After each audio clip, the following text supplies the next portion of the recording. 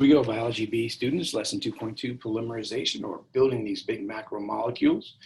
The image shows a good idea, a good example of these macromolecules. They're made up of these individual units or monomers. So one individual car that you look at in the train there is called a monomer, and you put them all together, it's called a polymer, or many of those monomers. Okay, so long chain of monomers, a polymer equals the train. A monomer is a subunit or building block. A monomer, in this case, would be an individual car on the train. Two trains or polymers are different because they are composed of different individual monomers. A polymer is similar to a Lego house. A monomer is like a Lego building block, where a polymer is like that Lego house. One Lego doesn't build a house, but by combining them, you can put them together to make a house. This is the same for macromolecules like carbohydrates, proteins, and nucleic acids. Polymerization is a process of reacting monomer molecules together in a chemical reaction to form polymers, or a polymer chain. A chemical reaction in which two or more small molecules combine to form larger molecules that contain repeating structural units of the original molecule. So if you look at the top here in the picture, starch is a form of a carbohydrate, but it's made up of a bunch of individual glucose molecules. And you can see the glucose molecule there is highlighted. You connect those together and you make a starch. Starch, the polymer, is composed of individual glucose molecules connected to each other to make a long chain, or as our analogy, train. Okay, so if we look at the various compounds, you can see carbohydrates, right? Carbohydrates are made up of the individual elements, carbon, hydrogen, and oxygen. We talked about in lesson 2.1. The monomers, the building block, would be your starches, your sugars, and you connect those together to make the carbohydrate. For the lipids, or your fats, you got carbon, hydrogen, oxygen, again, same elements that are the building blocks at different ratios than the carbohydrates. The building blocks are your fats and oils, and then they compose to make these lipids.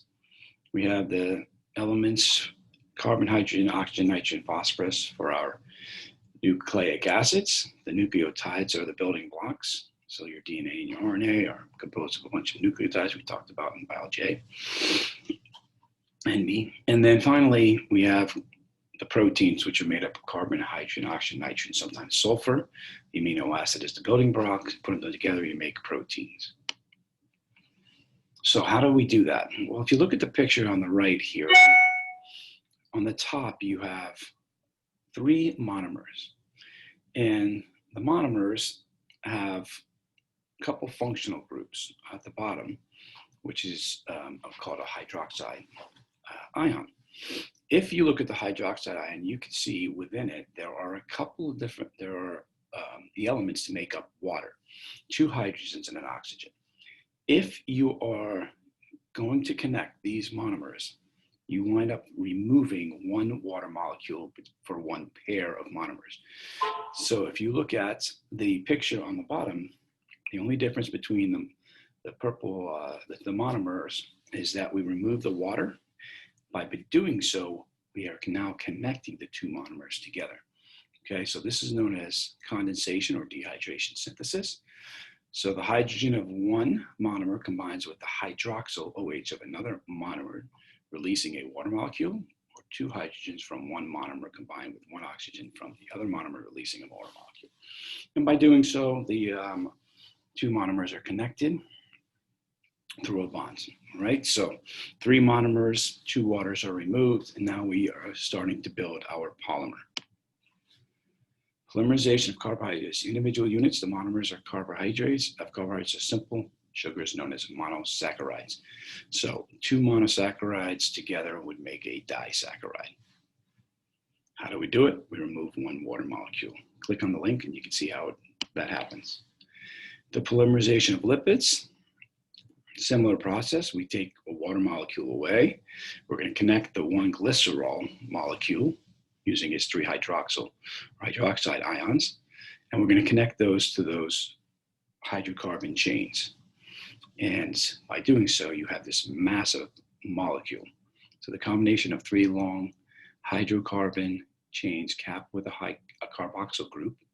The COOH group is a functional group, which is acidic. The other component of a fatty acid is a glycerol molecule. The 3 molecules of water are removed from every fatty acid produced. Click on the link and you can see how that happens. For proteins, the amino acid building block on the left, the carboxyl acid group on the right. All right, so we're going to wind up taking an H from the amino group and the OH from the carboxyl group to connect 2 amino acids together. Remember, the R group is simply what determines which amino acid it is. If you want to see how that happens, click on the link. Up top here in the image, you can see the green OH and the red H from the amine group.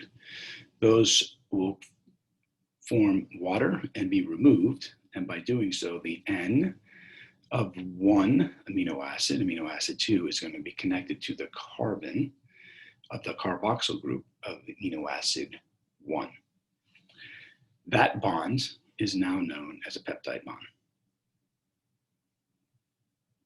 So polymerization of proteins combine amino acids through condensation, the removal of water. The peptide bond is made between the carbon and the nitrogen atoms. Polypeptides, another way of saying proteins.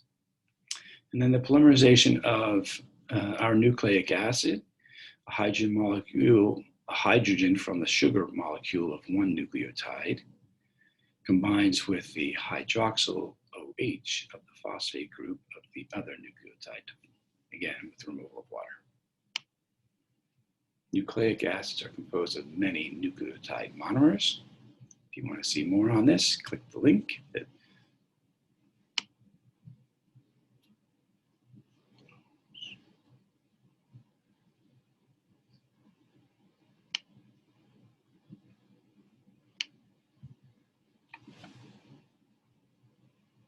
Okay, so now if we want to remove or break apart, let's see, we're eating a cracker, it's made of carbohydrate. We want to get the simple sugars that are in the carbohydrates so we can use it for energy.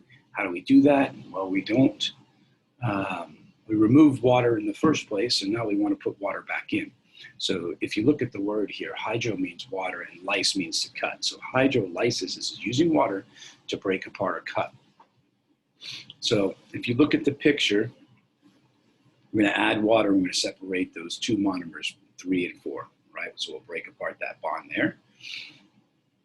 And you look at the result is that we have 1 individual monomer and a polymer to the left.